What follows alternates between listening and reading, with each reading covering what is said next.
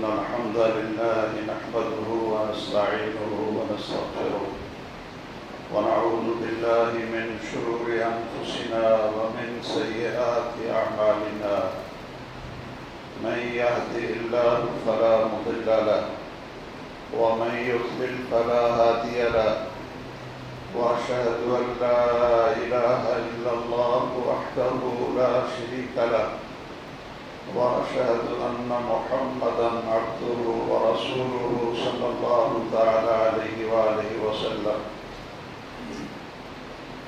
أما بعد فإن خير الحديث كتاب الله وخير الهدي هدي محمد صلى الله تعالى عليه وآله وسلم وشر الأمور محدثاتها وكل محدثة بدعة وكل بدعة ضلالة وكل ضلالة في النار. اللهم صل على محمد وعلى آل محمد كما صليت على إبراهيم وعلى آل إبراهيم إنك حميد مجيد. اللهم بارك على محمد وعلى آل محمد كما باركت على إبراهيم وعلى آل إبراهيم إنك حميد مجيد. أعوذ بالله السميع العليم من الشيطان الرجيم. يا أيها الذين آمنوا أطيعوا الله وأطيعوا الرسول ولا تبطلوا أعمالكم. گرامی قدر حضرات و خواتین،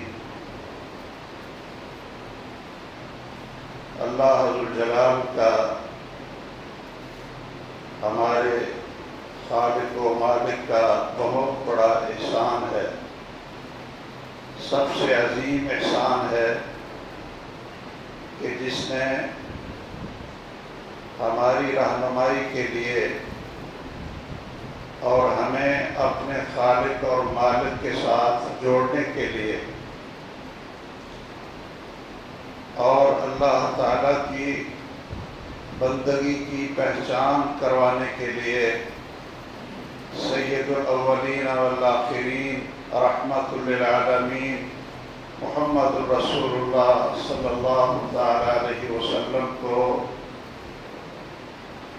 رسول بنا کر بھیجا ہے. اور جب ہم اس کا اقرار کرتے ہیں محمد الرسول اللہ،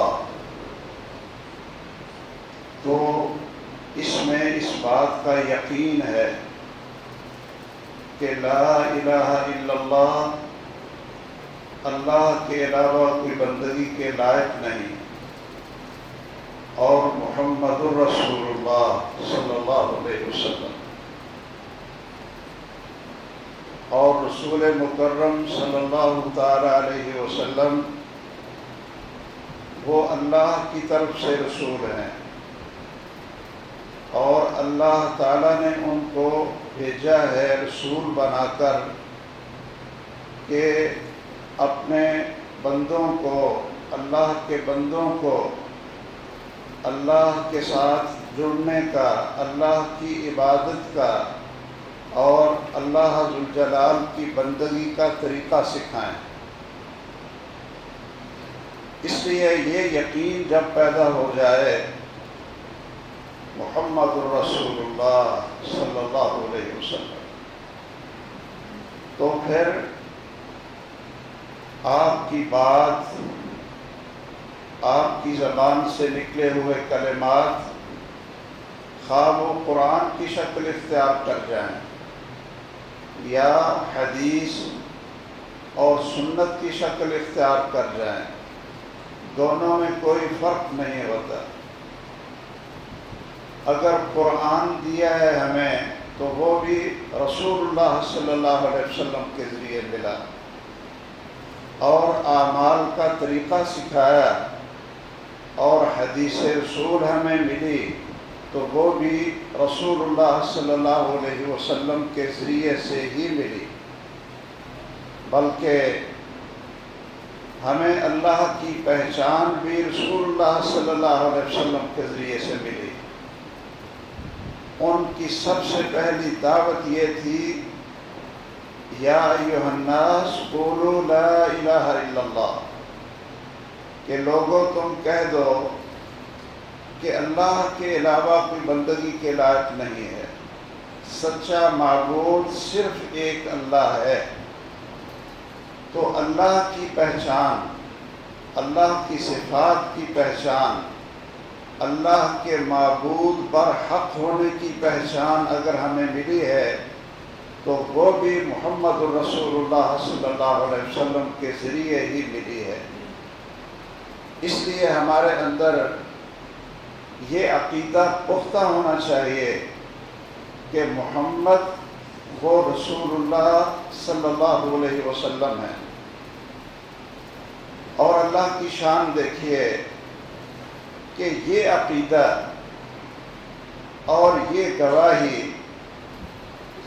پتھر بھی دیتے تھے، درخت بھی دیتے تھے، اور جانور بھی دیتے تھے۔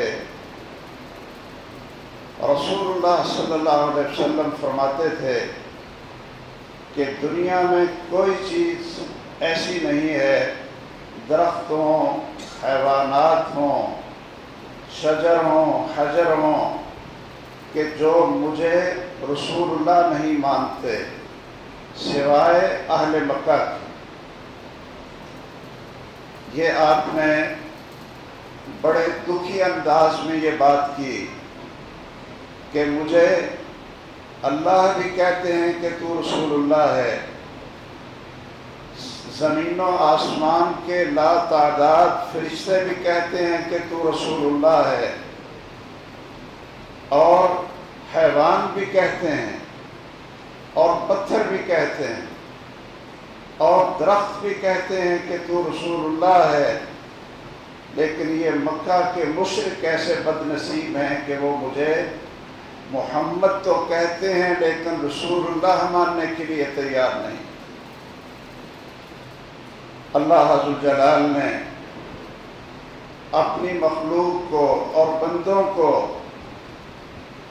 یہ عقیدہ اور سچائی سکھانے کے لیے رسول اللہ صلی اللہ علیہ وسلم پر اپنی بہت سی نشانیاں ظاہر کی۔ آپ فرماتے ہیں کہ میں اس پتھر کو اب بھی جانتا ہوں کہ جب مکہ کے بازار سے گزرتا تھا تو وہ پتھر مجھے سلام کہتا تھا۔ رسول اللہ صلی اللہ علیہ وسلم جب شام کا سفر کرتے ہیں اپنے چچا محترم ابو طالب کے ساتھ، تو ایک عیسائی راہب کیا دیکھتا ہے؟ آتا ہوا قافلہ دیکھتا ہے، اور سخت دھوپ ہے، لیکن وہ دیکھتا ہے کہ بادل نے صرف سایہ کیا ہوا ہے تو محمد الرسول اللہ کے سر پہ کیا ہوا، اور وہ کیا دیکھتا ہے کہ ما مر من شجر ولا حجر الا سجد له، کہ درخت ہوں، پتھر ہوں، وہ رسول اللہ صلی اللہ علیہ وسلم کو آتے ہوئے سجدہ کر رہے ہیں۔ اس نے جناب ابو طالب سے کہا کہ یہ شخص جو آپ کے ساتھ ہے، اگر یہودیوں کو پتہ چل گیا جو مجھے پتہ چلا ہے تو وہ اس کو قتل کر دیں گے، اس کو آپ واپس لے جائیں۔ آپ کی عمر اس وقت چھوٹی تھی۔ اللہ اکبر۔ جب اس کے پاس بیٹھتے ہیں تو قافلے کے دوسرے لوگ درخت کے سائے میں بیٹھے، اور آپ بعد میں آئے سواریوں کو بٹھانے کے بعد، تو آپ نے دیکھا کہ آپ کے لیے درخت کا سایہ نہیں بچا اور آپ دھوپ میں بیٹھ گئے۔ وہ راہب کہتا ہے کہ میں نے کیا دیکھا، دیکھتا ہی رہ گیا۔ میں نے دیکھا کہ درخت وہ سارا اس طرف جھک گیا جس طرف محمد رسول اللہ صلی اللہ علیہ وسلم بیٹھے تھے۔ مدینہ منورہ کے لوگوں نے، یہودیوں نے، جو ایک بکریوں کا چرواہا تھا، کیا دیکھا کہ اس کی بکری ایک بھیڑیا لے کر بھاگ گئے اور وہ اس کے پیچھے بھاگا اور اس نے بکری چھڑا لی۔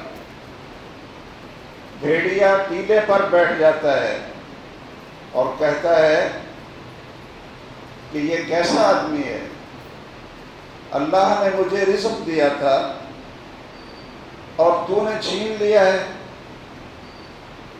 تو وہ یہودی کہنے لگا العجب، بڑے تعجب کی بات ہے کہ بھیڑیا بھی باتیں کرتا ہے۔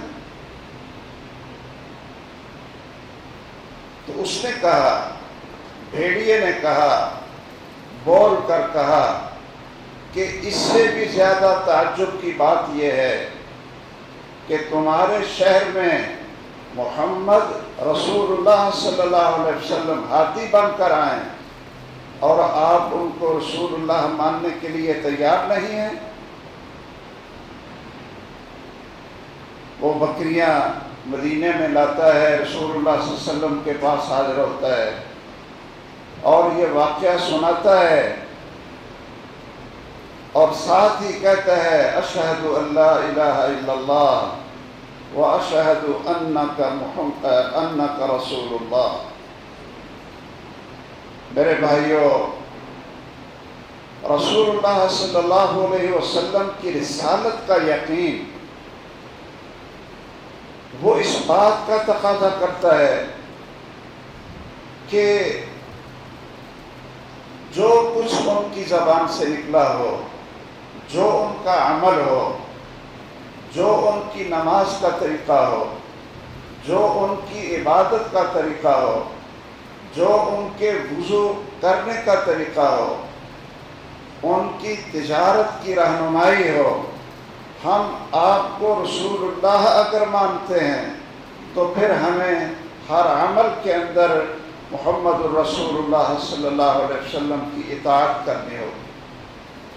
صرف آپ کی عظمت اور محبت صرف اس میں نجات نہیں ہے، آپ سے محبت تو ساری مخلوق کرتی تھی، آپ سے محبت تو جو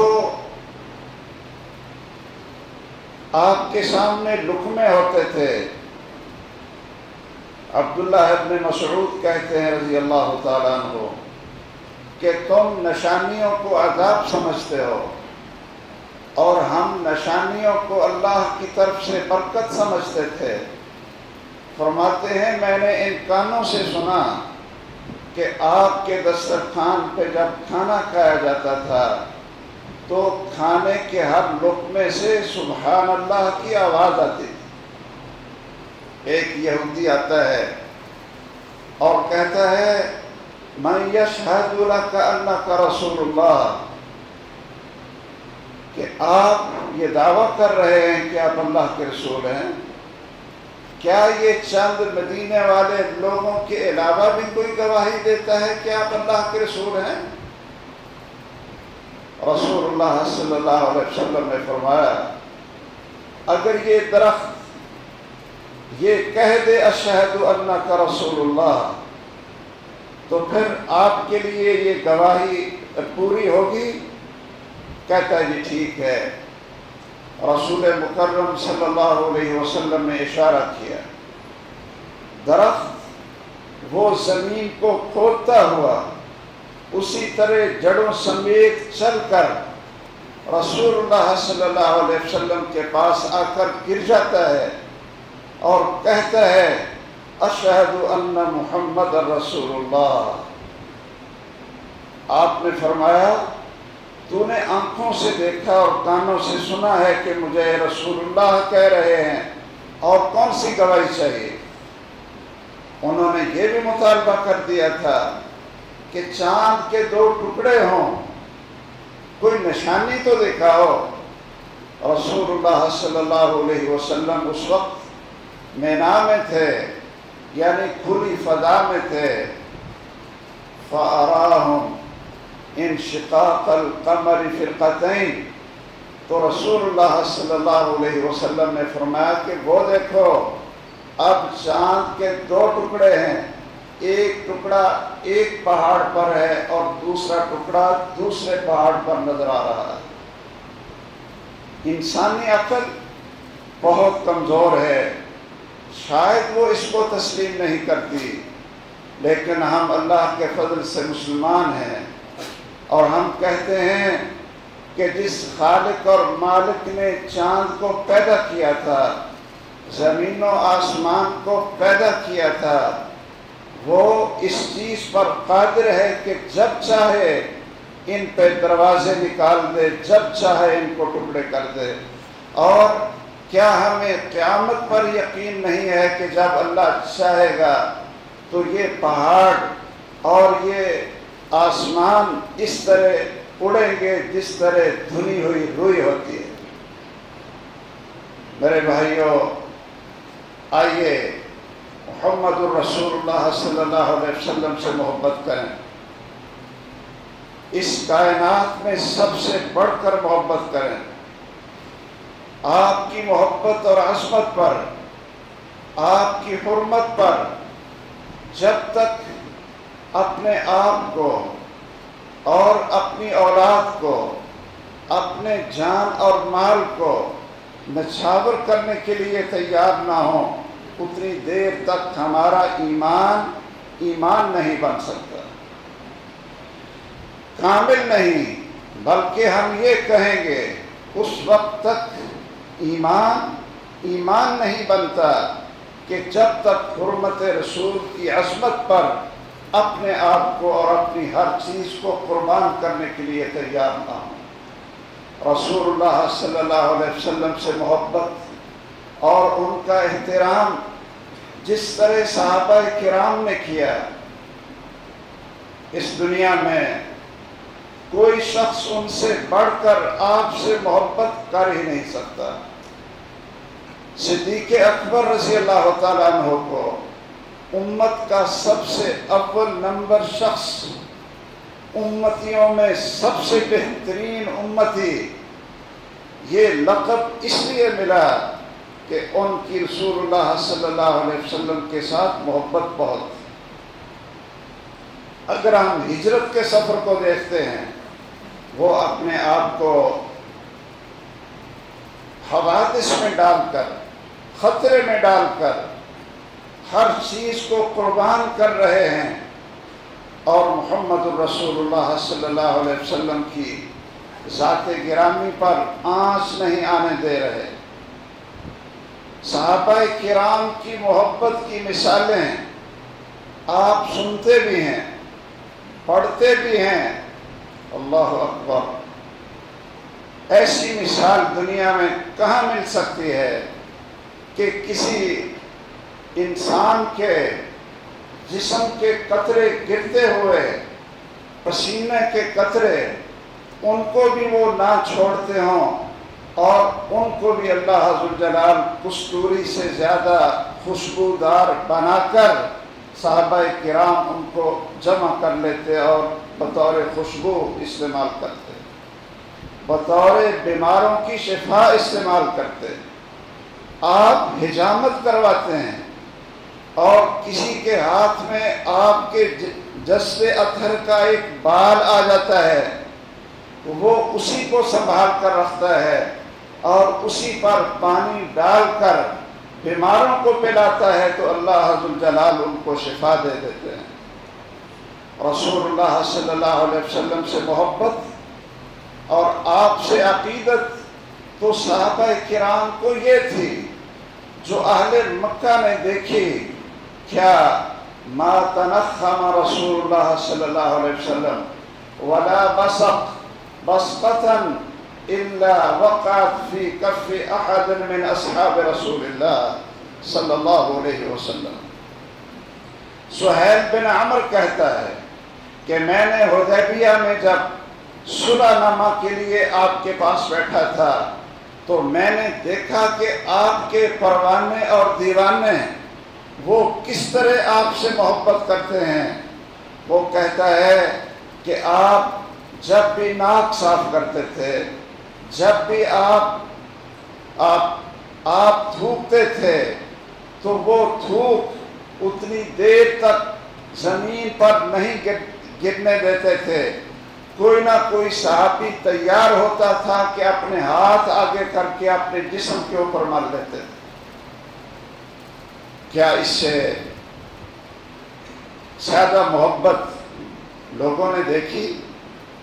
اس کائنات نے دیکھی؟ اللہ ان سے محبت کرتے ہیں اور صحابہ کرام ان سے محبت کرتے ہیں۔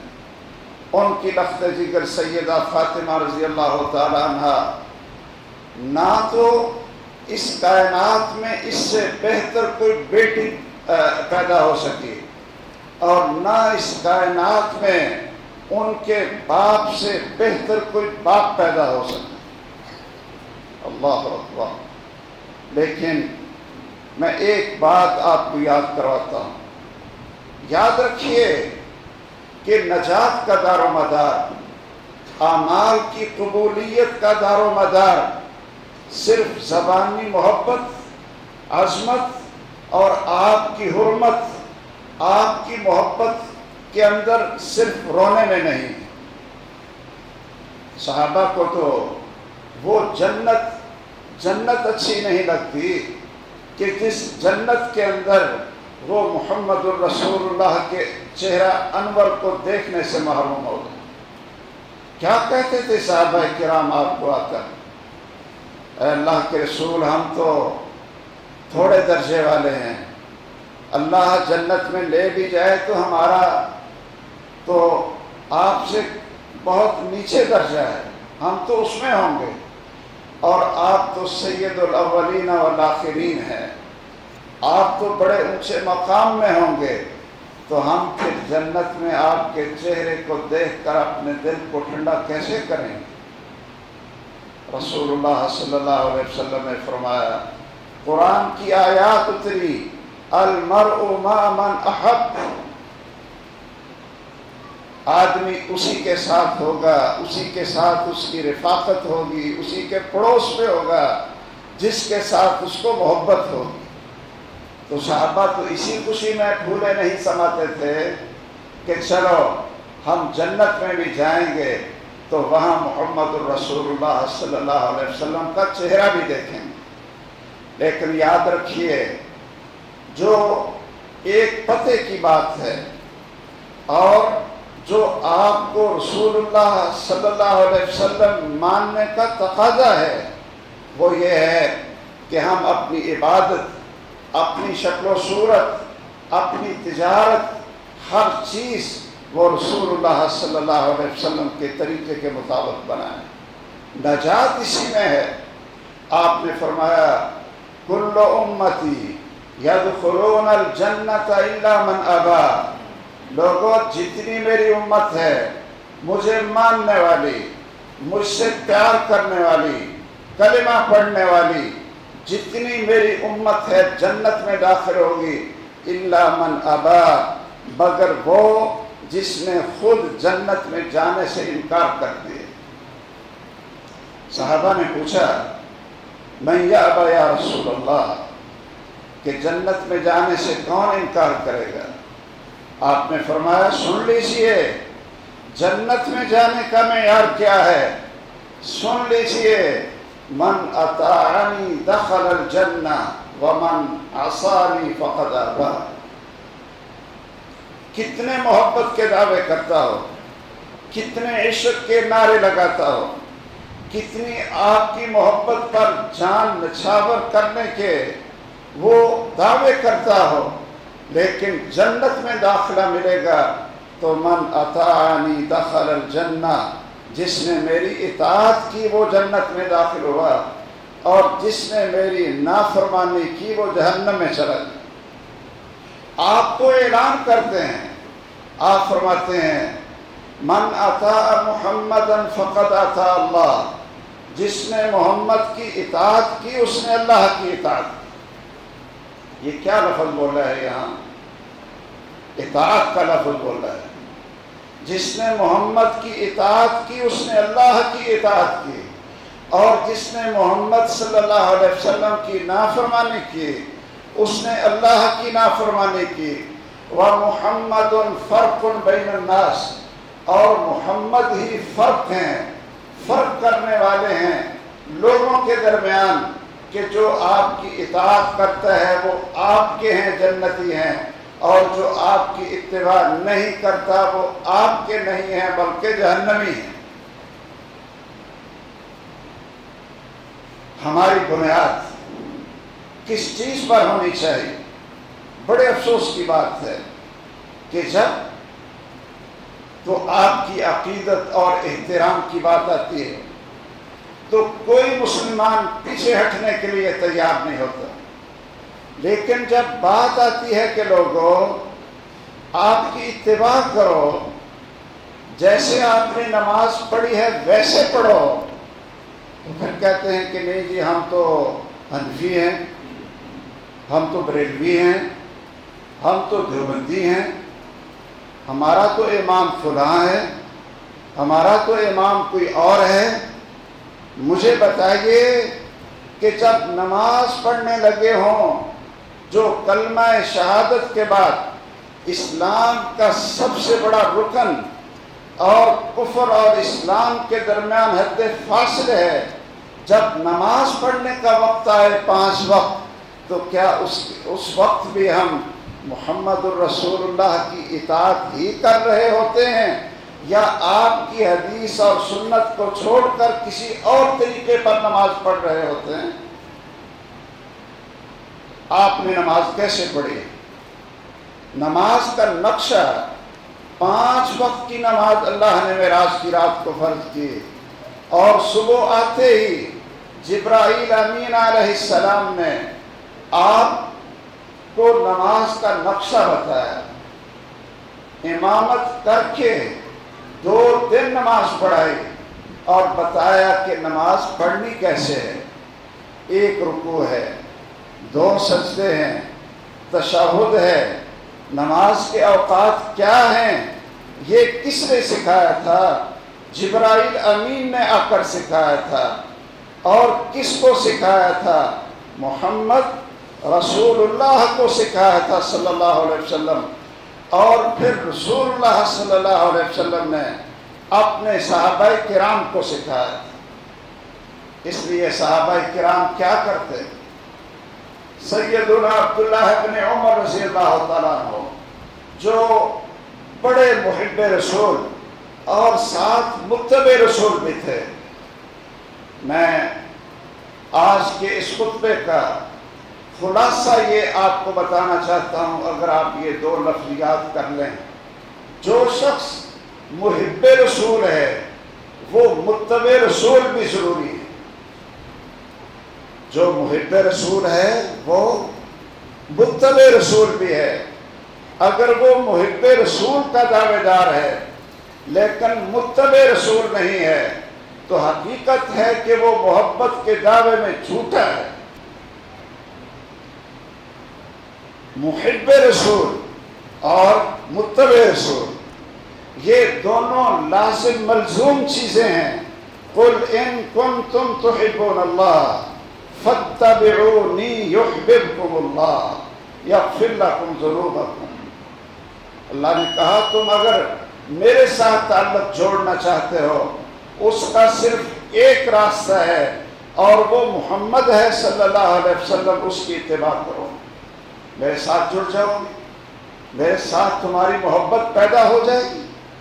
اس لیے میرے بھائیوں، ہر کام کے اندر سوچو کہ ہم نماز، وضو، روزہ، افطاری، سحری، حج کس طریقے پر کر رہے ہیں۔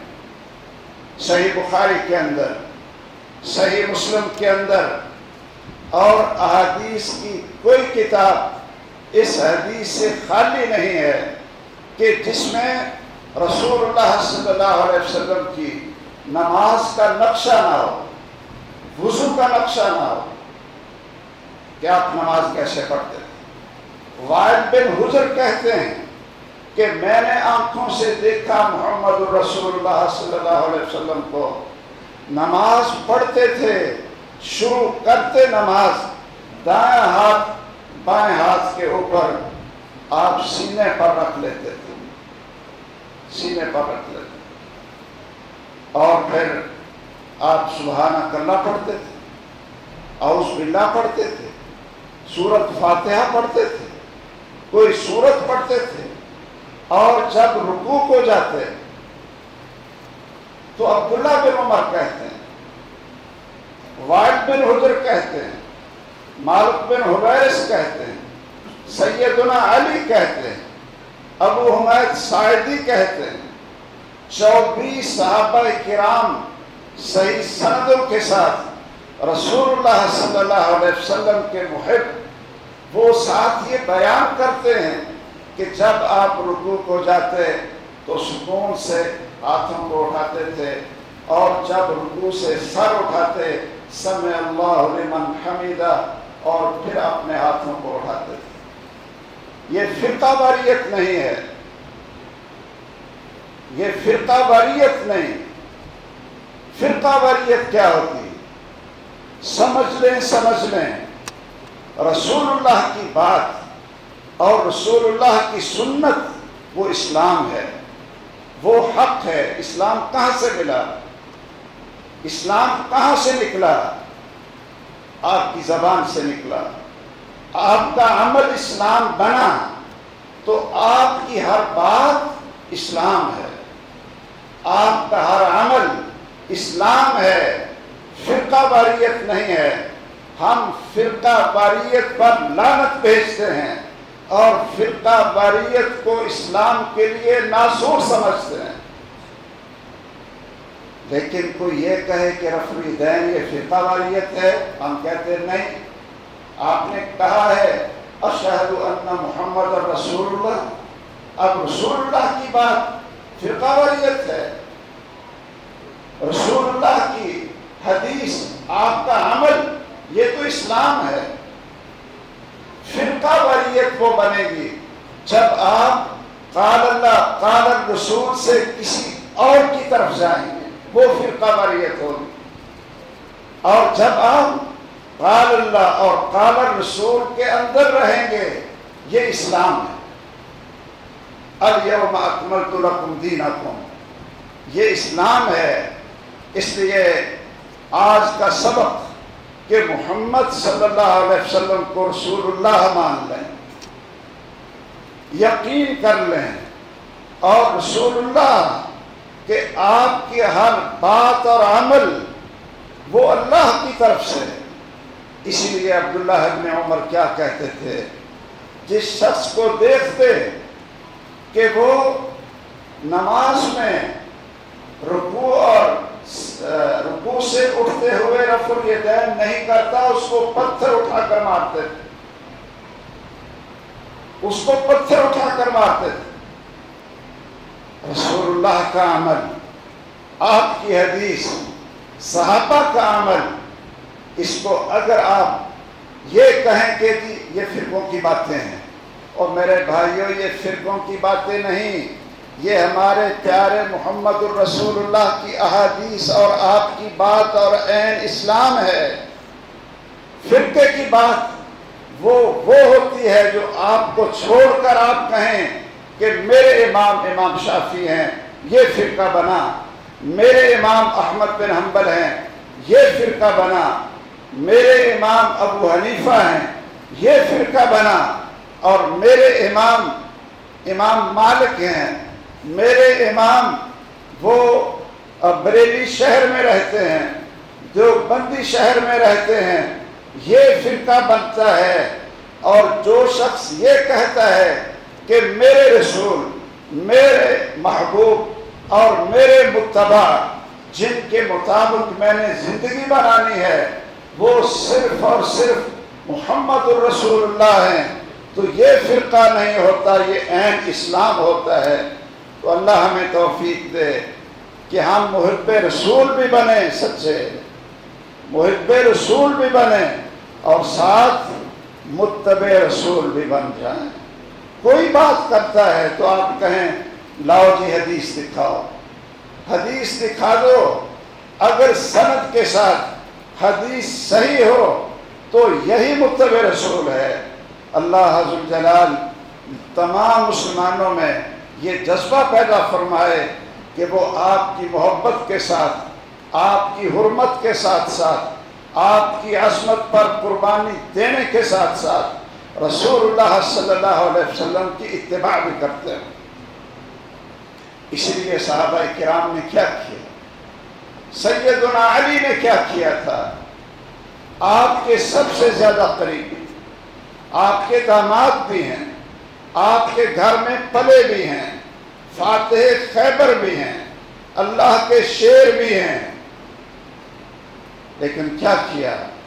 کہا ابو الحیاس میں آج تمہیں اس کام کے لیے بھیجتا ہوں جس کام کے لیے مجھے محمد الرسول اللہ نے بھیجا تھا۔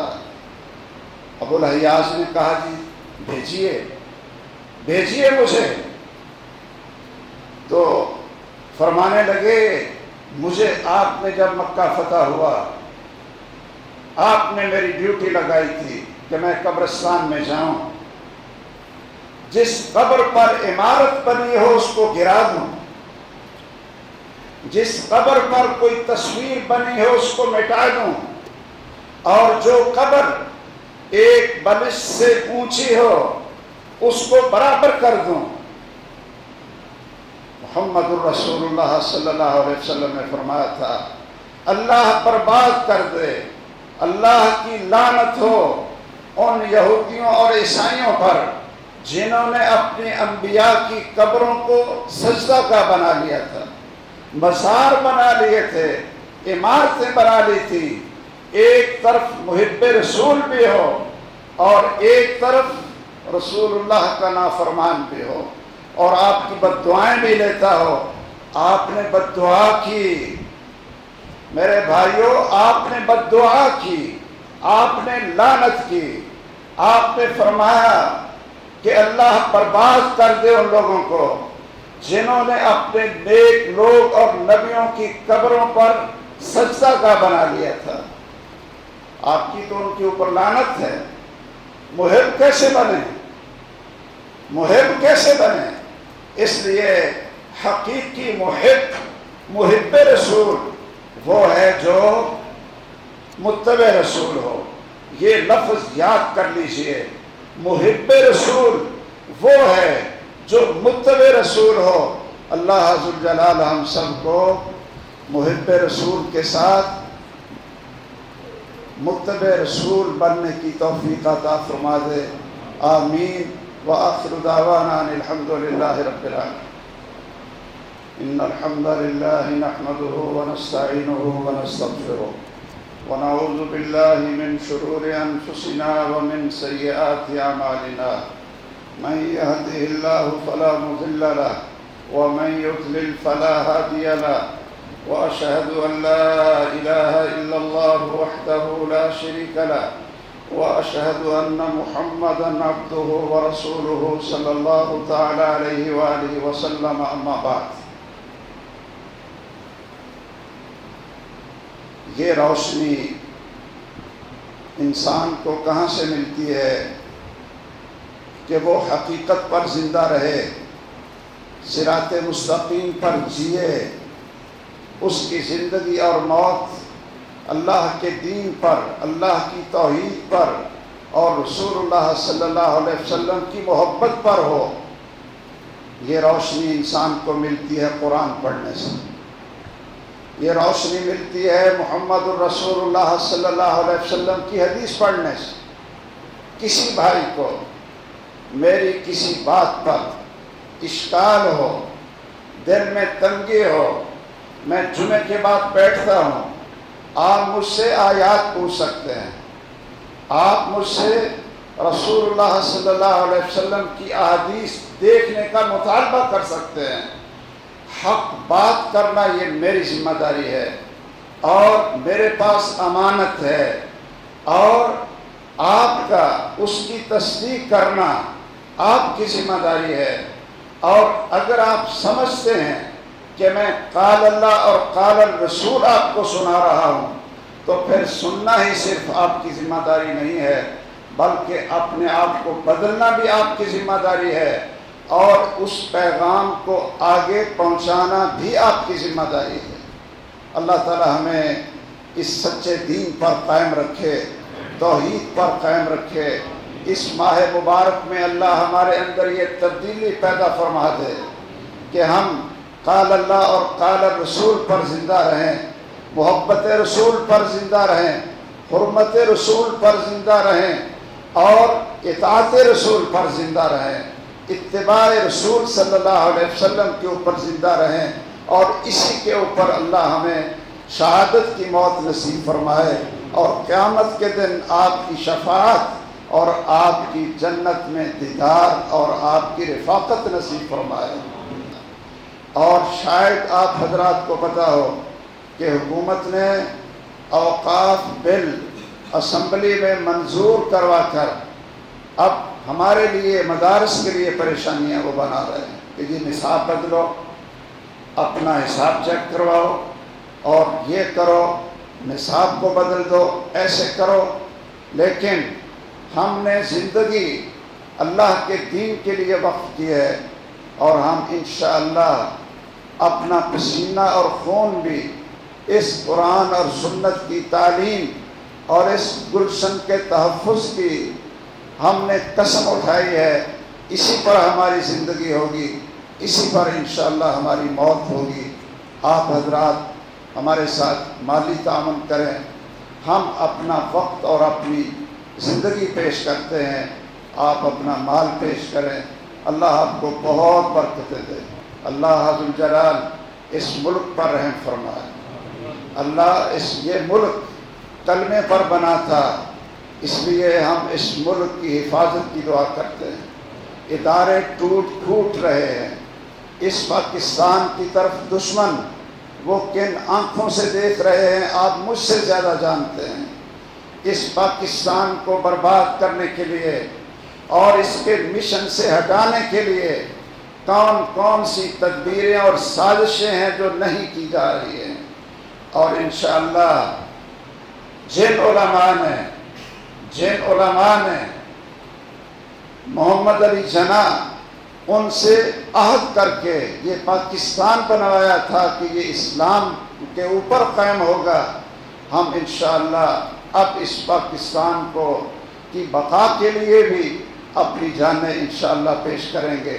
اللہ اس کی حفاظت فرمائے، اس کو استقامت دے، اور جو دین کے دشمن ہیں اور ریاست مدینہ کے جھوٹے دعوے دار ہیں، بلکہ غیروں کے ایجنڈے پر چلتے ہوئے تمام اداروں کو تباہ کرنے کی کوشش کر رہے ہیں، مدارس کو تباہ کرنے کی کوشش کر رہے ہیں، اللہ ذو الجلال ان کی سازشوں کو ناکام بنا دے۔ اللہ تعالیٰ بیماری سے ہر ایک کی حفاظت فرمائے، اور اللہ ذو الجلال مسلمانوں کی مدد فرمائے، بیماروں کو شفا دے۔ اللہم اشف مرضانا و مرضی المسلمین واشف انت الشافی لا شفاء الا شفاؤک شفاء لا یغادر سقما۔ اللہم انصر الاسلام والمسلمین، اللہم دمر اعداء الدین، اللہم انصر المظلومین والمسجونین فی کل مکان، اللہم انصرهم نصرا عزیزا، اللہم اغفر للمؤمنین والمؤمنات والمسلمین والمسلمات الاحیاء منهم والاموات، وصلی اللہ علی سیدنا و مولانا محمد وعلی آلہ وصحبہ اجمعین برحمتک یا ارحم الراحمین۔